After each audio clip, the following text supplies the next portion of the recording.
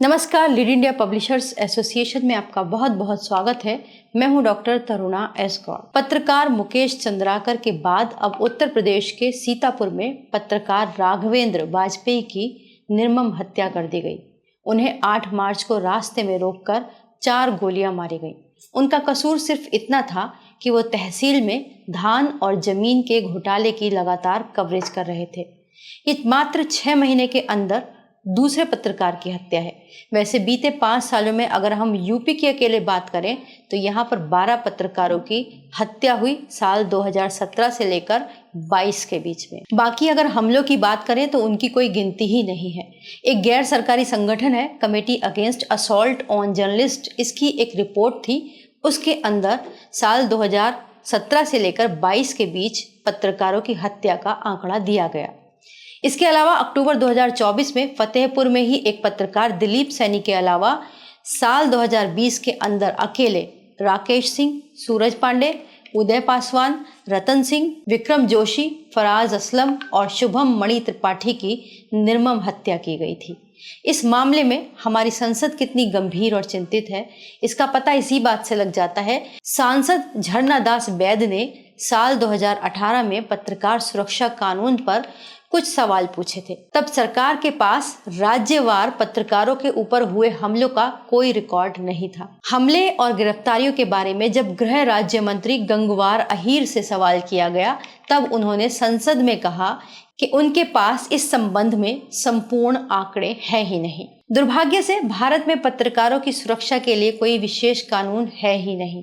हालांकि राज्य और केंद्र सरकार ने कई उपाय किए हैं जो पत्रकारों पर होने वाले हमलों और खतरों को रोकने में कुछ मदद करते हैं। ये एक अलग बात है कि इनका प्रभाव भ्रष्टाचारियों और माफियाओं पर नहीं होता, लेकिन अगर पुलिस सही ढंग से काम करे तो ये कानून पत्रकारों की रक्षा कर सकते हैं। लेकिन दुख की बात तो ये है कि भारत में यूनानिमसली एक कानून नहीं है जो पूरे देश में लागू हो और वो पत्रकारों को इस तरीके के हमलों से विशेष सुरक्षा देता हो।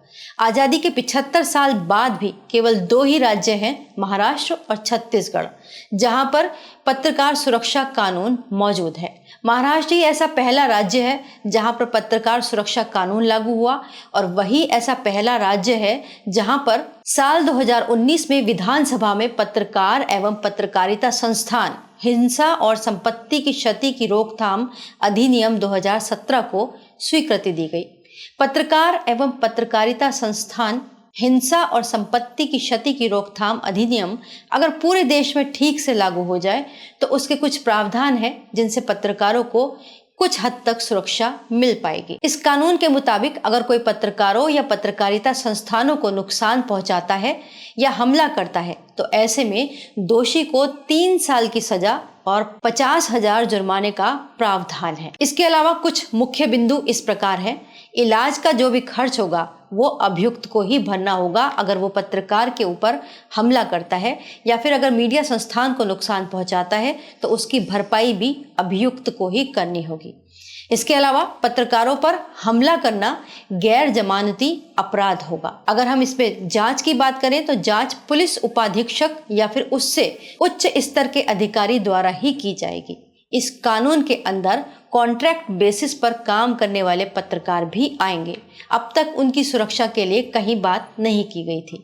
हालांकि इस कानून में पत्रकारों के लिए भी सख्त निर्देश है। अगर इस अधिनियम का गलत इस्तेमाल किया गया तो पत्रकारों के खिलाफ भी दंडात्मक कार्रवाई का प्रावधान है।